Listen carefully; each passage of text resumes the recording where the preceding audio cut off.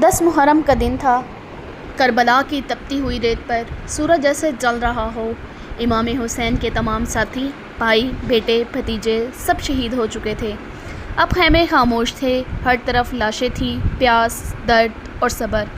امام حسین تنہا رہ گئے۔ انہوں نے آسمان کی طرف نگاہ کی اور ایک دل دہلا دینے والی پکار دی، حل من ناصر ینصرونی، ہے کوئی مدد کرنے والا جو میری مدد کرے؟ یہ پکار صرف صحرا کے لیے نہ تھی، بلکہ یہ پکار قیامت تک آنے والے انسانوں کے لیے تھی۔ یہ ایک ایسی آواز تھی جو اس زمانے کو جھنجھوڑنے کے لیے آئی تھی۔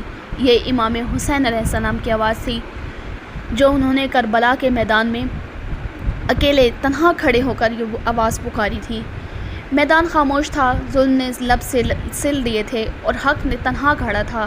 امام حسین اپنے زخمی جسم، خون آلود پیشانی اور پیاس سے خشک زبان کے ساتھ نماز کے لیے قیام کے لیے کھڑے ہوئے۔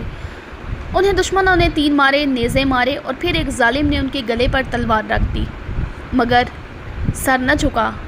آخری سجدہ، امام حسین نے زمین پر سجدہ کیا اور اللہ سے اپنا آخری رابطہ قائم کیا۔ اسی سجدے میں کربلا کا چراغ گل کر دیا گیا۔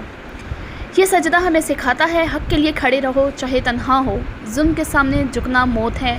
سجدہ بندے اور رب کا رشتہ ہے۔ سب کچھ چھن جائے تو بس سجدہ بچتا ہے۔